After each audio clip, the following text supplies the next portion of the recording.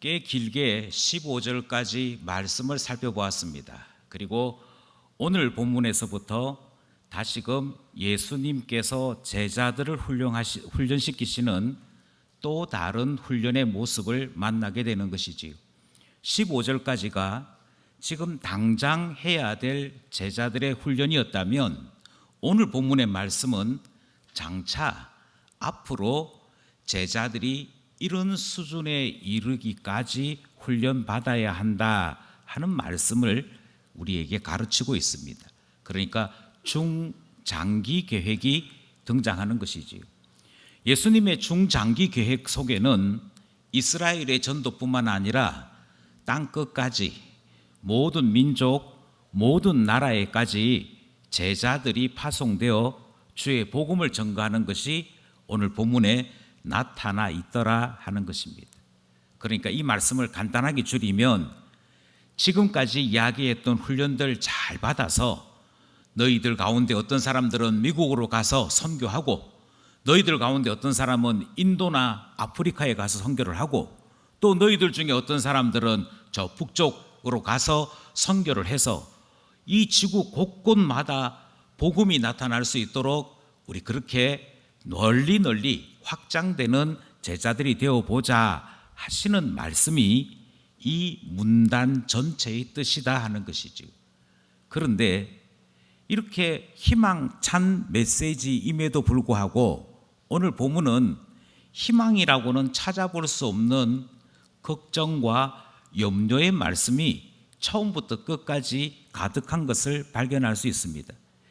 오늘 본문의 이 내용이 제자 훈련의 중장기 계획임과 동시에 예수님께서 제자들을 훈련시키시면서 염려하시는 것, 걱정하시는 것이 동시에 기록되어져 있습니다.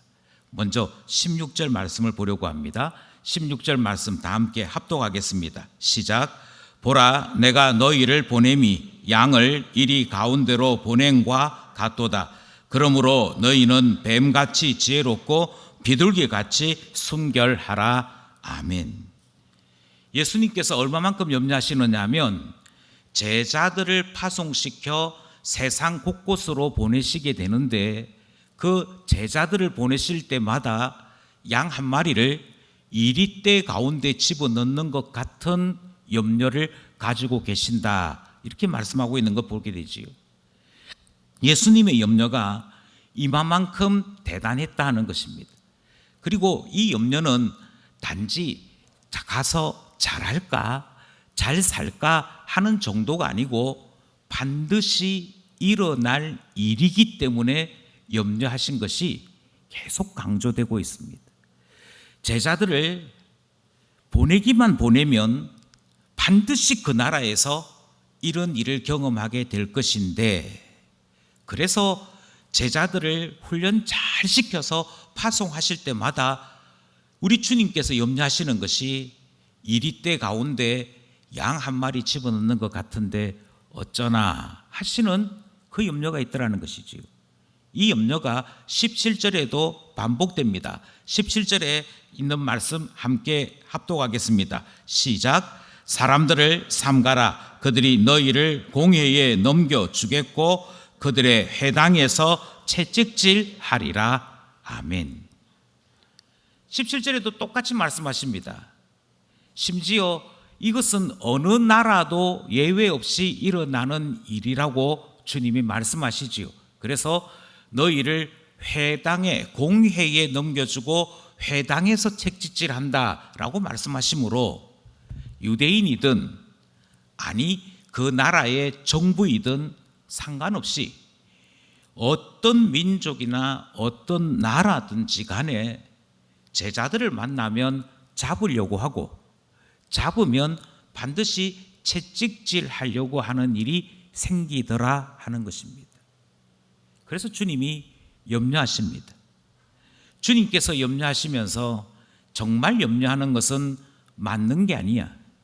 정말 염려하는 것은 너희들에게 이런 억울한 일이 생길 것이다 라고 하는 것 때문이 아니야. 주님이 염려하시는 것은 사람 때문이라고 얘기하십니다. 그래서 17절 말씀에 보면 이런 일들이 일어날 것인데 이런 일들이 일어날 때 체력을 키워야 돼. 고문을 견딜 수 있는 강한 정신력이 있어야 돼. 이 말씀 안 하시고 도리어 이와 같은 일이 있을 것인데 이와 같은 일들이 있을 때 자꾸 생각해야 돼. 사람들을 조심해. 이렇게 말씀하시는 것이 등장하죠. 사람 조심하래요. 그래야 이와 같은 일들을 당할 때 놀라지 않고 큰일 당하지 아니하고 뱀같이 지혜롭고 비둘기같이 순결한 모습으로 이겨낼 수 있더라 말씀하시는 것을 보게 됩니다. 이 말씀은 18절에도 연속됩니다. 18절 말씀 함께 합독하겠습니다. 시작. 또 너희가 나로 말미암아 총독들과 임금들 앞에 끌려가리니 이는 그들과 이방인들에게 증거가 되게 하려 하심이라. 아멘. 주님께서 이 일들을 허락하신다라고 말씀하시는 내용이 등장합니다.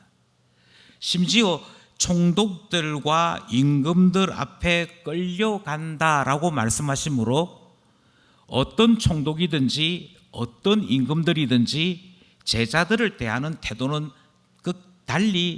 달라지지 않는 것을 확인할 수 있습니다. 그리고 이 사람들이 제자들을 끌어다가 채찍질하고 고문할 때마다 이들이 노리는 것이 있었습니다. 이들이 노리는 것은 예수 믿으면 이런 꼴 당하니까 예수 믿지 마 하는 본보기로 그들 사이에 마치 하나의 예를 들듯이 우리 가운데 예수 믿는 누군가가 왔는데 내가 그 사람 목을 베었잖아.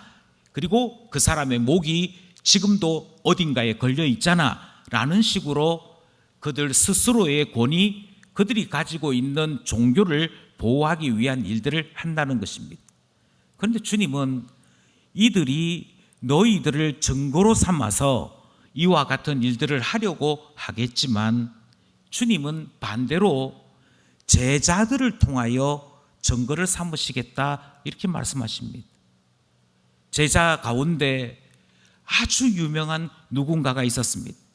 그가 하나님의 복음을 들고 주의 말씀을 듣고 땅끝까지 갔는데 땅끝까지 가서 그곳에서 순교했습니다.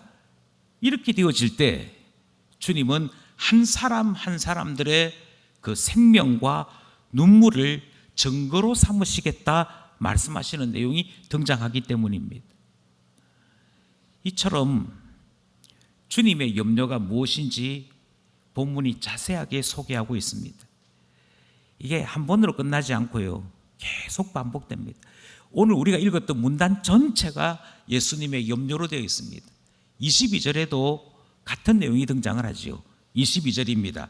시작. 또 너희가 내 이름으로 말미암아 모든 사람에게 미움을 받을 것이나 끝까지 견디는 자는 구원을 얻으리라. 아멘. 23절도 같이 읽을까요? 23절입니다. 시작. 이 동네에서 너희를 박해하거든 저 동네로 피하라. 내가 진실로 너희에게 이르노니 이스라엘의 모든 동네를 다 다니지 못하여서 인자가 오리라. 아멘. 주님이 강조하시는 게 무엇이냐면요, 계속 사람들에게서, 심지어 22절에 보니까 모든 사람들에게서 미움받는다 그렇게 말씀하십니다. 여기서 궁금함이 생기는 것이죠. 도대체 제자들이 주님께로부터 훈련을 잘 받아서 먼 곳까지 나가 전하는 것이 무엇이었길래 총독들마다 임금들마다 이 동네든 저 동네든 제자들을 박해하고 그들을 못살게 굴려고 하는 일들이 일어나는 것인가? 그 일이 얼마나 심각했으면 예수님께서 처음 시작에서부터 끝말씀까지 걱정과 염려의 말씀을 하시는 것인가 생각하게 되는 것입니다. 주님이 말씀하시는, 주님이 염려하시는 것은 한 가지였습니다. 제자들이 미움받는데, 미움받을 것인데, 대한성서공회는 본문에 있는 문단에 제목을 붙이면서 이렇게 붙였습니다. 미움을 받을 것이다. 예, 제자들이 마침내 훈련을 잘 받아서 성장하여 완전히 성숙하게 되었을 때 그들이 만날 미래가 무엇이라고 지금 말씀하고 있는 거니? 미움받을 것이다. 이렇게 말씀하고 있는 것이지요. 저는 여기에서 혹시 교회 다니면 인생이 풀린다라고 생각하시고 교회 오시는 분이 있으면 이 본문 말씀을 다시 한번 찬찬히 보셨으면 좋겠습니다. 혹시 예수 믿으면 병에서 치유되고 안 나가던 나의 인생살이가 쫙쫙 펴지는, 그래서 소위 말하는 팔자가 펴진다 하는 기대감을 가지고 혹시 교회에서 신앙생활 하시는 분이 계시다고 한다면 오해하지 마시고 본문에 있는 말씀, 하나님 말씀을 통해 제자들이 성장했더니 어떤 일 당하게 되는지에 대한 이 말씀을 마음을 열어, 귀를 열어 들어보셨으면 좋겠습니다. 제자들의 장래는, 제자들의 잠시 뒤에 당할 일은 모든 사람들에게서 미움받는 것, 그것이라고 성경이 말씀하고 있기 때문인 것이지요. 여기서 질문합니다. 그럼에도 불구하고 예수를 믿어야 할 이유는 무엇일까요? 주님께는 금과 은이 없습니다. 신앙 가운데 사도로 부름을 받아 복음을 전파했던 베드로가, 그리고 요한이 성전에 기도하러 가는 길 중에서 만났던 사람에게 외쳤던 말이 그것입니다. 그들이 제자로서 성공적인 훈련을 받았습니다. 그들이 제자로서 참 잘 자라서 베드로는 수제자와 같은 역할에 이르렀습니다. 그런데 그 자리에 이르렀던 베드로와 요한이 다른 사람에게 말을 하기를 우리에게는 은과 금은 없다라고 이야기하는 것을 듣게 됩니다. 사도가 없는데, 사도에게 은과 금이 없는데 교회 안에 있는 교인들에게는 은과 금이 있겠습니까? 그래서 저는 다시 한번 진지하게 이렇게 질문합니다. 그럼에도 불구하고, 모든 사람들에게 미움받을 수 있음에도 불구하고 예수 믿는 이유는 무엇입니까? 이것이 분명하지 않으면 희망과 기대로 신앙생활을 시작했다가 신앙이 가져다 주는 고난이 닥칠 때 그만 우리의 신앙을 잃어버리기 시작하는 것이지. 저는 예수 믿으면서 이런 일까지 경험해야 된다고 생각하지 않았습니다. 저는 예수 믿으면서 이런 일까지 당해야 된다라고 생각하지 않았습니다. 그저 조용히 신앙생활 하면서 조용히 예수 믿다가 내 수명 다하는 그날에 나를 천국으로 인도하실 하나님을 사모하며 사는 그런 신앙생활을 하고 싶었지, 누군가에게서 미움을 받고 누군가에게 붙잡히고 누군가에게 의해 감옥에 갇히게 되고 누군가에 의해서 심지어 목숨까지 잃는 이런 극한적인 신앙생활을 하리라고는 생각지 않았습니다. 그래서 저는 계속 예수 믿어야 할 것인지 고민합니다. 이런 생각을 가지는 경우도 생기지 않겠습니까? 많은 경우요, 우리는 예수님께서 염려하신 것을 여지없이 되풀이합니다. 그것이 무엇이냐면 희한하게도 숲 안으로 들어와서 길을 잃어버리는 것입니다. 예수라고 하는 주님을 바라보다가 그 예수 안으로 들어와서 신앙을 잃어버리는 것이지요. 우리는 본문에 있는 말씀을 다시 한번 찬찬히 살피려고 합니다. 본문에 있는 말씀을 찬찬히 살피면서 이 질문 하나를 먼저 시작하고자 하는 것이지요. 왜 모든 사람들이 제자들을 미워했을까요? 도대체 무엇 때문에 모든 나라, 모든 총독, 모든 임금, 모든 사람들은 제자들을 미워하는 것인가? 본문 18절을 다시 한번 살펴보겠습니다. 18절입니다. 시작. 또 너희가 나로 말미암아 총독들과 임금들 앞에 끌려 가리니 이는 그들과 이방인들에게 증거가 되게 하려 하심이라. 아멘. 제자들이 핍박받는 이유는, 제자들이 미움받는 이유는 예수님께서 단 한 가지라 이렇게 말씀하십니다. 그것은 너희 때문이 아니고 예수님 때문이다. 나로 말미암아 이와 같은 일이 생길 것이다 라고 말씀하십니다. 그러니 예수를 세상이 싫어하는 그 이유 때문에, 하나님 나라를 세상 나라가 싫어하는 그것 때문에 복음을 전파하러 갔던 제자들을 싫어하는 일이 생긴다라고 말씀하고 있는 것이죠. 18절만 그렇게 얘기하는 것이 아닙니다. 22절도 똑같은 이유를 우리에게 설명하고 있습니다. 22절입니다. 시작. 또 너희가 내 이름으로 말미암아 모든 사람에게 미움을 받을 것이나 끝까지 견디는 자는 구원을 얻으리라. 아멘. 예, 바로 이 이유 때문이라고 그러지요. 예수님께서 분명히 말씀하십니다. 왜 제자들마다 모든 사람들이 싫어하느냐? 아니야, 제자를 싫어하는 것이 아니고 너희가 내 이름으로, 예수 제자라고 하는 것 때문에, 예수라고 하는 그 이름 때문에 너희를 미워하는 것이야 라고 말씀하시는 내용을 듣는 것이지. 그러니 제자로서는 참 잘 자라난 것입니다. 제자로서는 이보다 더 잘 자라날 수가 없는 것이지요. 주님께서 앞 본문에서 제자들을 훈련시키실 때 그 제자들은 보이지 아니하시는 우리 하나님을 나타내는 자로 훈련시키는 것이 목적이었습니다. 그리고 오늘 본문을 보니까 제자들을 만났는데 제자들을 만났다라고 말하지 아니하고 예수님 때문에 핍박하고 예수님 때문에 그들을 못 살게 구는 일들이 일어났다라고 말하는 것을 보게 되는 것이죠. 그러니 이 사람들은 제자로 잘 자라난 것입니다.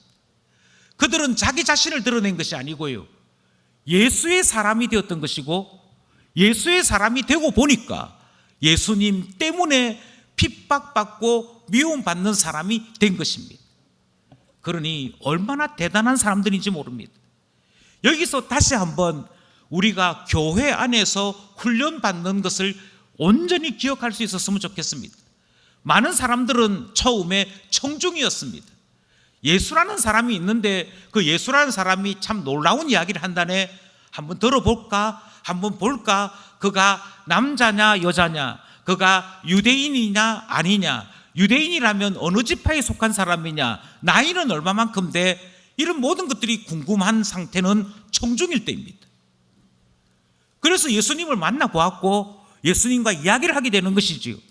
그가 나사렛 사람이다 라고 하는 이야기를 들을 때에는 나사렛에서 무슨 선한 게 나겠느냐 하고 실망했었지만, 청중일 때는 그 모습만 보고 그가 가지고 있는 이력만 보고 판단했지만, 한 번, 두 번 만나다 보니 아, 이분이 대단한 분이구나 하는 것을 알게 되었고, 그래서 따르는 사람이 되는 것이죠.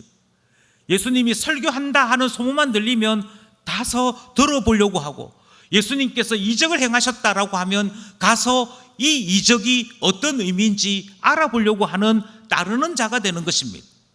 청중에서 따르는 자가 될 때에는 감동이 있습니다. 청중에서 따르는 자가 될 때에는 충격이 있습니다. 은혜가 있습니다. 그런데 그 따르는 자에서 더 발전하게 되면 주님, 이제는 주님 떠나지 아니하고 주님의 제자 되겠습니다 하게 되는 것이지요. 주님의 제자가 되겠다라고 할 때에는 배를 버릴 만한 주님 앞에서의 분명한 고백이 있습니다. 아버지 집을 떠나올 만큼 예수님에 대한 분명한 확신이 있기 때문입니다. 그래서 배와 붙인 내가 지금까지 살아왔던 세무 공무원으로서의 그 직분이나 그 자리까지 다 내던지고 나의 모든 것을 예수님께 바칩니다.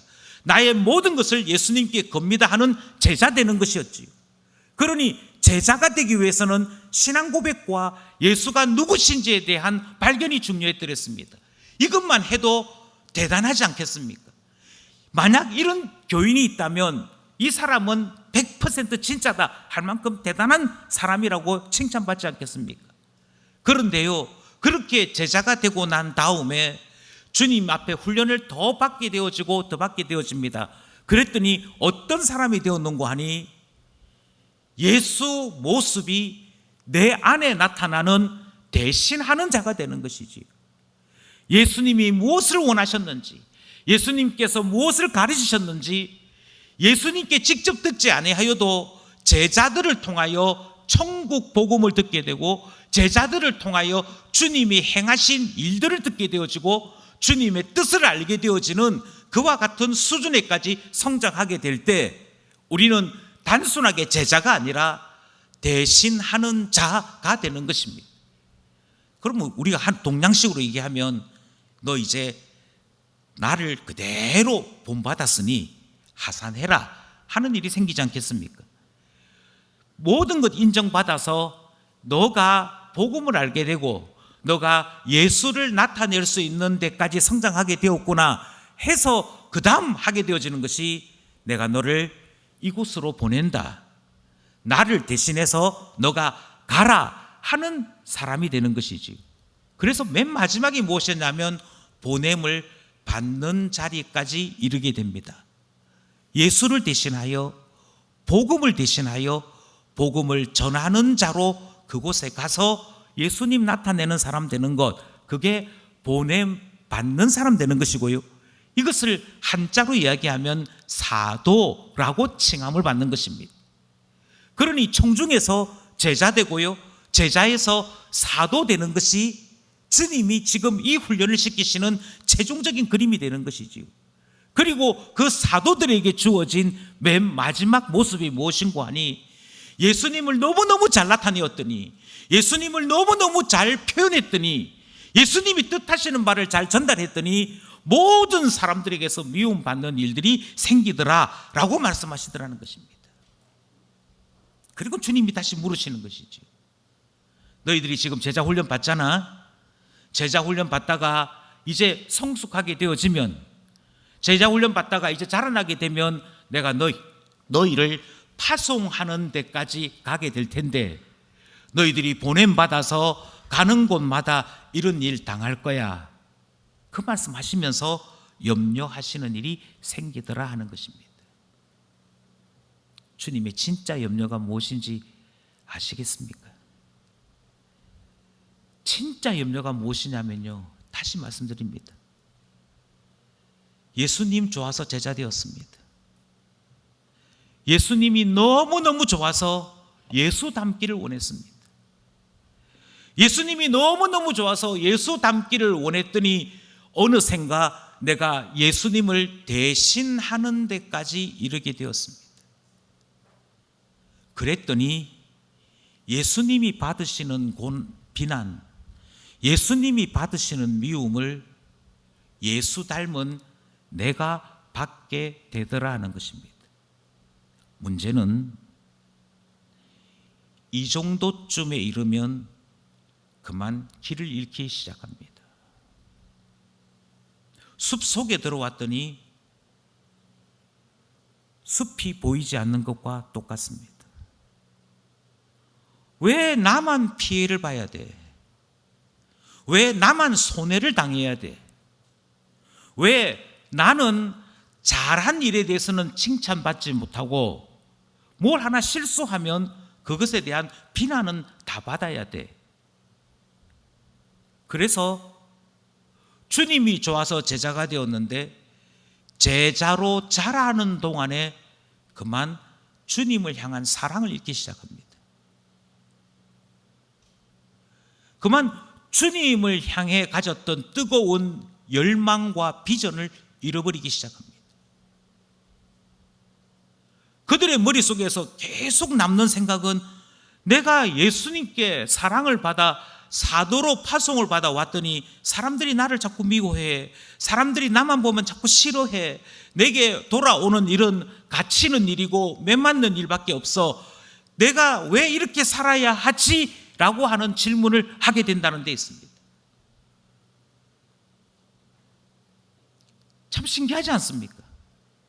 제자로 잘 자랐는데, 제자로 잘 자라서 어느 정도 성숙해서 파송까지 시켰더니 도리어 신앙을 잃어버립니다. 도리어 뜨거움을 잃어버립니다. 주님께서 너가 나 때문에 미움받게 될 것이라는 말씀을 미리 들었으나 그럼에도 불구하고 미움받다 보면 내가 이것 하자고 예수 믿은 건 아닌데 하는 생각을 하게 되더라는 것입니다. 바로 이것이 지금 주님이 제자들에게 전하고 있는 걱정인 것입니다. 너희들이 사람들에게서 미움받을 것인데, 너희가 모든 나라에서, 모든 총독에게서, 모든 임금들에게서 미움받게 될 것인데 그것 견딜 수 있는 그 정도까지 자랄 수 있을까? 이 사실을 주님은 염려했던 것입니다. 그리고 오늘 말씀 주시는 것이지. 참 교회는 신기합니다. 이 말씀에서 교회는 한 번도 예외가 된 적이 없습니다. 예수님이 너무 좋아요. 그래서 성가대 대원하려고요. 그래서 성가대 대원하겠다는 사람이 있었습니다. 예수님이 너무 좋아서요. 교사하려고요. 교사하겠다는 사람이 있었습니다. 예수님이 너무 좋아서요. 저는 예수님이 너무너무 좋아서 교회에 와서 뭔가 하고 싶어요. 그래서 주방 봉사하겠다는 사람도 있었습니다. 예수님이 좋아서 제자 되겠다는 많은 사람들이 있었다니까요. 그런데 이렇게 많은 사람들이 교회 안에 들어와서 무엇을 못 견디느냐면요. 그런데 목사님, 교인이라고 하면서 왜 나를 미워해요? 교인이라고 하는데 왜 나한테 이런 이야기 저런 이야기를 해요? 왜 저에 관한 뒷이야기가 있어요? 그래서 교인들 꼴 보기 싫어서 교회 안 다닙니다 하는 사람이 나타나는 것이지. 아니요. 엄격하게 말씀드리자면 제자로 자라는 동안에 감당해야 될 바로 그 훈련에서 떨어져 버리고 마는 것입니다. 참 신기하게도 사람들에게서 미움을 받는 일은 제자 훈련 가운데 반드시 있습니다. 기관의 회장이 되어 보신 분들은 경험하실 텐데요. 나를 박수 쳐서 회장 만든 그 사람들이 꼭 협조 안 합니다. 집사님 회장하면 되겠네 해놓고는 도와주진 않습니다. 그런데 다시 말씀드립니다. 그 사람들은 주님께 그 사람들이 심판받을 것입니다. 그럼에도 불구하고 주님이 교회 안에 그와 같은 사람을 허락하시는 것은 제자로 성장하기 위해 반드시 거쳐야 될 훈련이기 때문입니다. 나중에 파송받아서 주님이 우리를 더 귀하게 쓰실 때는 더 많은 사람들에게 미움받을 것이기 때문이지. 여기서 우리는 본문 앞에 다시 한번 진지하게 되는 것입니다. 그러면 우리는 어떻게 해야 된다는 것입니까? 도대체 제자로 자라면 자랄수록 사람들에게서 더 많은 미움받는 것이 우리가 장차 감당해야 될 일이라고 한다면 어찌 해야 된다는 이야기입니까? 오늘 본문은 첫 번째로 제자로 자라나면 자라날수록 주님과 더 깊은 교제, 주님과 더 끈끈한 만남이 있어야 할 것을 우리에게 가르치고 있습니다. 19절 말씀이지요. 19절, 20절 말씀을 함께 합독하고자 합니다. 시작. 너희를 넘겨줄 때에 어떻게 또는 무엇을 말할까 염려하지 말라. 그때에 너희에게 할 말을 주시리니 말하는 이는 너희가 아니라 너희 속에 말씀하시는 이 곧 너희 아버지의 성령이시니라. 아멘. 주님의 말씀을 다시 한번 찬찬히 들어보십시오. 예수님을 대신하는 자 되었기 때문에 미움받는다고 얘기합니다. 내가 신앙이 좋다 보니 억울한 일은 나만 생기는 것 같아요. 예, 그런데 주님이 그 다음 이렇게 말씀하십니다. 그래서 나 때문에 법정에 설 수 있어. 나 때문에 시시비비를 가려야 되는 자리에 설 때도 있어. 그런데 그때에도 기억해야 돼. 무엇을 기억하라 말씀하시냐면 그 순간에도 내가 있어. 너 혼자 법정에 있는 것 아니고, 너 혼자 수술실에 있는 것 아니고, 너 혼자 은행 앞에 있는 것 아니고, 너가 가난하든지 병들었든지 늙었든지 너에게 어떤 곤란한 일이 생겼든지 간에 주님 하시는 말씀이 그때 내가 너와 함께 해. 근데 어느 정도 함께 하시느냐면, 함께 하시는 분이 옆에서 힘내 내가 옆에 있잖아 힘내 이 정도가 아니고, 말해야 될 때 내가 너의 입이 되어 주시겠다라고 말씀하십니다. 그냥 함께 있는 분이 아니에요. 너가 말을 해야 될 때 내가 너의 입이 되어 줄게. 너가 무언가를 보아야 한다면 내가 너의 눈이 되어 줄게. 너가 걸어야 한다면 내가 너를 업어서 걸어갈 수 있도록 해줄게. 주님께서 파송하시면서 약속하시기를 이렇게 약속을 하십니다.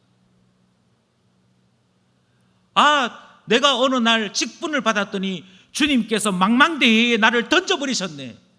내가 어느 날 하나님 앞에서 헌신하겠다고 했더니 헌신하겠다는 그날부터 나를 던져놓으셨네. 그런 분이 아니시라고 얘기합니다. 오히려 주님 때문에 매를 맞는 자에게, 주님 때문에 모욕당하는 자에게 주님이 무엇을 경험하기를 원하시느냐면, 예수를 대신하여 매 맞을 때, 예수를 대신하여 모욕당할 때 그 순간에 누구보다도 가까이, 누구보다도 내게로 다가오시는 예수를 경험하라고 말씀하고 있는 것입니다. 그러니 잘하면 잘할수록 예수에 대한 경험이 더 풍성해야 합니다. 신앙생활 별거 있나? 주일날 교회 와서 예배 드리고 한 1시간 반 정도 꾹 참고 있다가 설교 잘 듣고 있다가 집에 가면 되는지, 그게 신앙생활이지, 이렇게 생각하셨다면 다시 말씀드립니다. 이 고난이 올 때, 이 어려움이 올 때 이겨낼 수 없습니다. 제자 되면 제자 될수록 주님께서 원하시는 것은 한 가지입니다. 주님을 지켜봤다면, 주님의 말씀을 듣는 정도였다면 이제는 내 안에 오셔서 나의 입이 되어주시고 내 안에서 울려주시는, 그래서 우리 아버지 안에 계셨던 아버지의 성령이 내 안에 계신 것을 체험함으로 하나님 살아계신다, 하나님은 나를 사랑하신다, 하나님 때문에 내가 여기에 있다라고 하는 것을 경험할 수 있어야만 파송받은 자로 살아갈 수 있더라 하는 것입니다. 그래서 이렇게 우리에게 가르치시죠. 너희가 해야 될 말을 주시는 이가 있다. 그때 우리의 입을 통하여 말씀하시는 그분이 아버지의 성령이시다, 이렇게 말씀하고 있는 것이죠. 제자로 살다 보면 돈이 없을 때가 있습니다. 저는 저희 교회 재정부가 경험하기를 원하는 것이 있습니다. 저희 교회 장립사님들이 돌아가면서 재정부를 경험하게 됩니다. 재정부를 경험하게 되면 특히 재정부장이 될 때는 마음에 부담이 있습니다. 이거 만약에 돈이 잘못되면 어떻게 되나, 부족하게 되면 어떻게 되나, 우리 교인들이 헌금을 안 하면 어떻게 되나. 또 기가 막힌 것은 재정부장 되고 난 다음에 석 달 안에 재정이 마이너스 되는 경험을 반드시 하게 돼 있거든. 왜냐하면 3월 달쯤 되면 각 기관에서부터 시작해서 지출되는 돈이 엄청나기 때문에 한 1,000만 원, 2,000만 원 여유 있다 해도 바로 마이너스 됩니다. 마음에 부담이 생기지요. 그런데 바로 그 순간에 경험하기 원하는 것이 있습니다. 하나님께서 이 돈에 대하여 나에게 맡기셨다면 이 돈 문제가 생길 때 그때에도 나와 함께 하시는 하나님을 경험하기 원하는 것이죠.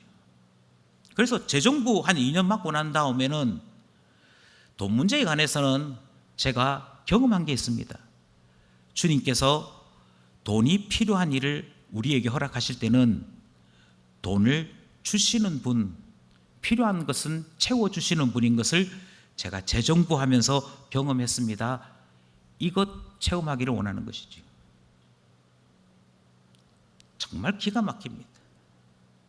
한 번도 넉넉한 적은 없었습니다. 그런데 한 번도 무너진 적도 없습니다. 그때마다 하나님은 기가 막힌 방법으로 우리가 필요한 것들을 채워주셨기 때문이지. 그 경험 없으면 교회 큰일 못합니다. 이 경험 없으면 주님께서 우리에게 어떠한 일을 맡기시든 감당을 못합니다. 선교사를 도웁시다. 돈이 어디 있다고요? 우리 전도합시다. 돈이 어디 있다고요? 우리 새가족들을 위해서 캠페인을 합시다. 돈이 어디 있다고요? 예, 경험이 없으니까 내가 가지고 있는 것 그것 가지고 바들바들 떨게 돼 있다고요. 아니요, 경험해야 합니다. 제자 되면 될수록 더 깊이 경험하셔야 됩니다. 그래서 주님 말씀하시기를 너희들이 제자로서 경험해야 될 것이 하나 있는데 그것이 무엇이냐면 설사 예수 때문에 재판장에 선다 할지라도 주님이 내 안에 계시고 나의 입이 되어주시는 이 경험을 하게 되면 두렵지 않다는 것이지. 이겨낸다는 것이지. 그래서 주님 말씀하십니다. 신앙생활은 더 깊이 경험하는 거예요. 예수 살아계심을 더 진하게 경험하는 거예요. 그것 해야만, 그게 있어야만 주님과 함께 더 큰 일도 감당하게 된다 말씀하시는 것이지. 그러므로 우리는 오늘 본문 말씀을 통해 교훈을 한 가지 얻습니다. 나를 사랑하셔서 예수 보내신 하나님 아버지가 나와 항상 함께 계십니다. 이것을 매일매일 경험하셔야 됩니다. 위기의 순간이 올 때 그 위기의 순간에 나를 이끄시는 하나님 경험할 수 있어야 합니다. 주님이 주의 권능을 나타내시고자, 주님이 주의 능력을 나타내시고자 나를 이 현장으로 부르셨다라고 하는 고백 속에서 하나님을 경험할 수 있어야 합니다. 그래야만 모든 사람들 앞에서 당당하게 예수 그리스도를 드러낼 수 있기 때문인 것이지. 바라고 원하는 것이 있습니다. 저는 이 본문을 바라보면서 부럽기까지 한 것이 있습니다.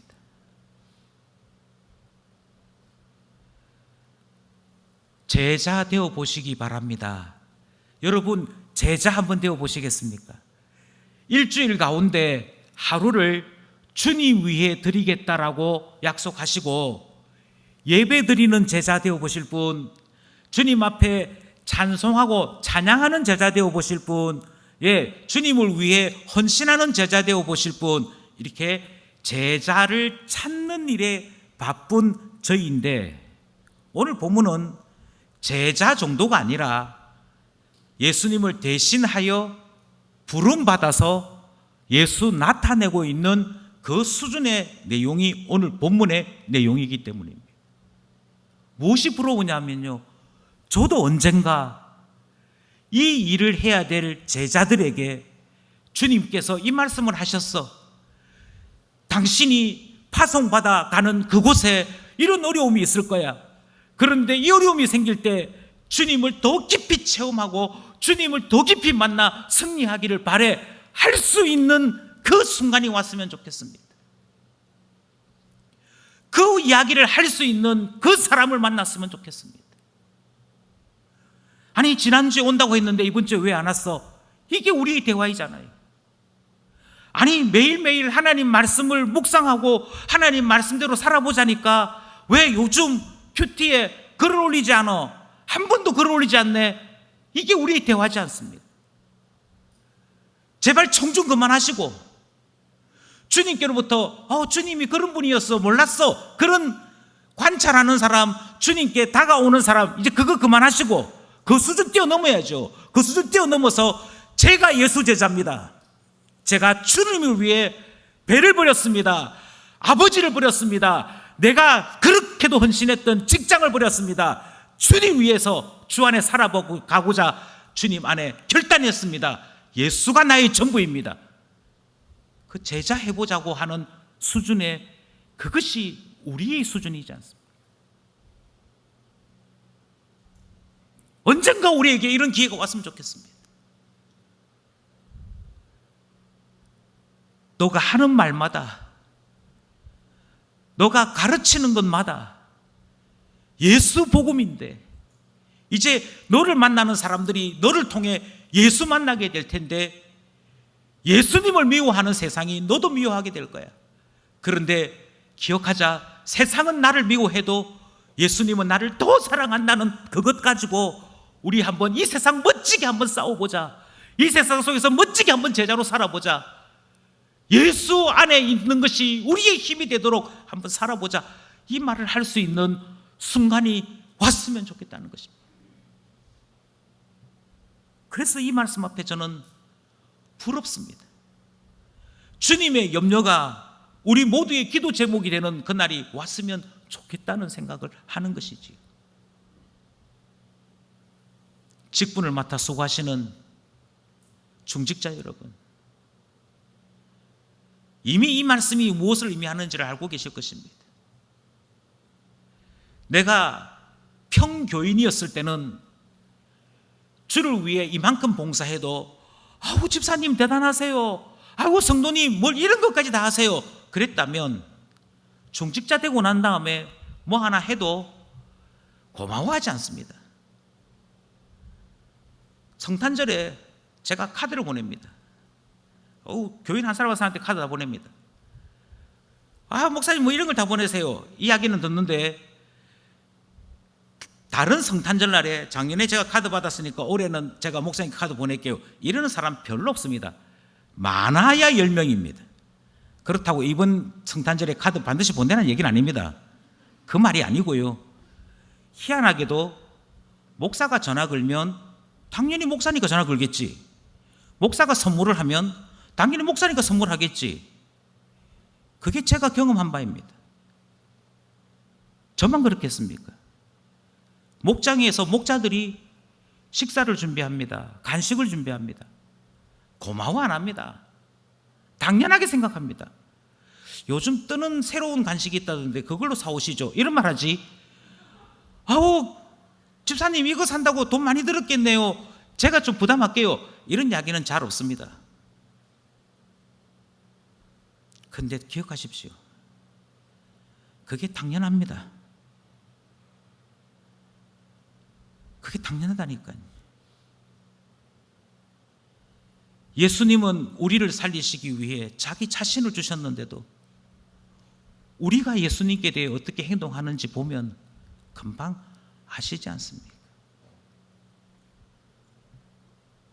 주를 위하여 피 한 방울 흘리는 일이 있어도 바들바들 떠는 우리가 나를 위하여 자기 자신의 모든 것을 주신 주님 앞에 어떻게 행동하는지를 보시면 당연하지 않겠습니까?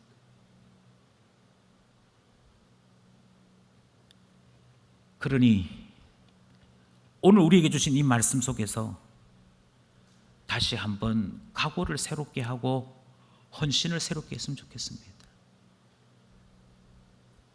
주님으로만 만족할 수 있어야 합니다. 주님이 내 안에 계시는 것으로 위로 삼을 수 있어야 합니다. 그래서 험한 세상 이기는 우리 모두가 되기를 원하는 것입니다. 이 자리에 계신 예수 그리스도의 보혈로 구원받은 형제 자매 여러분, 여기까지 자랐으면 좋겠습니다. 주님께로부터 은혜를 받기만 하는 사람이 아니라 주님께로부터 사랑해달라고 아우성 치는 사람으로만 있는 것이 아니라 예수 대신하여, 날 구원하신 예수 대신하여 그 사랑 보일 수 있는 그 제자 되기를, 그 수준에 이르는 우리 되기를 바라는 것이지. 그렇게 될 때 세상이 아무리 핍박해도, 세상 속에서 아무리 미움을 받아도 우리는 넉넉히 이기게 될 줄 믿는 것입니다. 이 놀라운 은혜가 기쁜 가족 모두에게 있기를 간절히 소원합니다. 기도드리겠습니다.